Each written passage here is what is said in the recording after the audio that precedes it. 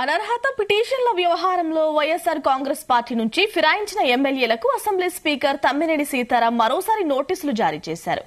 ఎమ్మెల్యేల అభ్యర్థన మేరకు ఫిబ్రవరి 8వ తేదీన స్వయంగా విచారణకు హాజరు కావాలని నోటీసుల్లో పేర్కొన్నారు.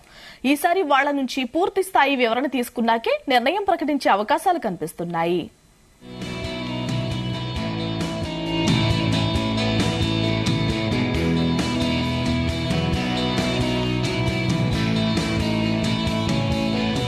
నిన్న సాయంత్రం ఏపీ స్పీకర్ కార్యాలయం నుంచి ఆ ఎమ్మెల్యేలకు నోటీసులు వెళ్లాయి. ఫిబ్రవరి 5వ తేదీలోగా ఈ నోటీసులకు స్పందించాలని స్పీకర్ కార్యాలయం కోరింది.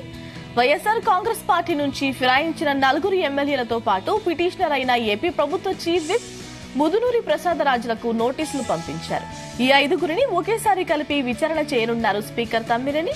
మరోసారి ఎమ్మెల్యేల వివరణ తీసుకోనున్న తర్వాతే ఎమ్మెల్యేలపై అనర్హత పిటిషన్ విషయంలో ఓ స్పష్టమైన నిర్ణయం ప్రకటించే అవకాశాలు ఉన్నాయి.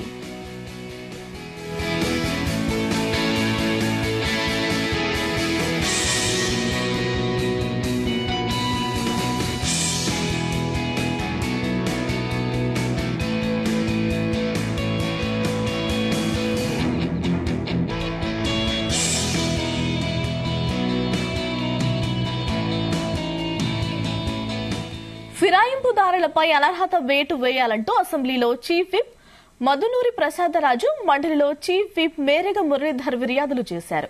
ఈ నేపథ్యంలో ఫిరాయింపు నిరోధక చట్టం కింద ఎందుకు చర్యలు తీసుకోకూడదో వివరణ ఇవ్వాలని అసెంబ్లీ స్పీకర్ వారిని కోరిన సంగతి తెలిసిందే.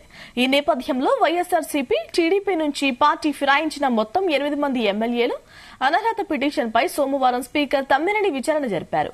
అయితే ఇందులో స్పీకర్ ఎదుట వ్యక్తిగత విచారణకు 5 ఎమ్మెల్యేలు హాజరయ్యారు.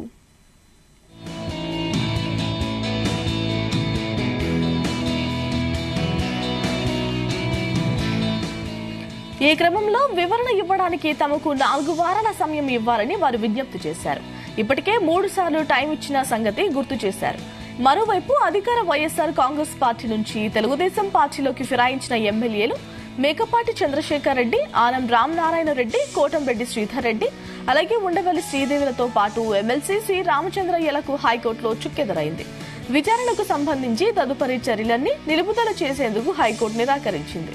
నోటీసులకు వివరణ ఇచ్చేందుకు తమకు 4 వారాల గడువు ఇచ్చేలా ఆదేశిస్తూ మధ్యంతర ఉత్తర్వులు ఇవ్వాలన్న వారు చేసిన అభ్యర్థనను సైతం హైకోర్టు తోసిపుచ్చింది.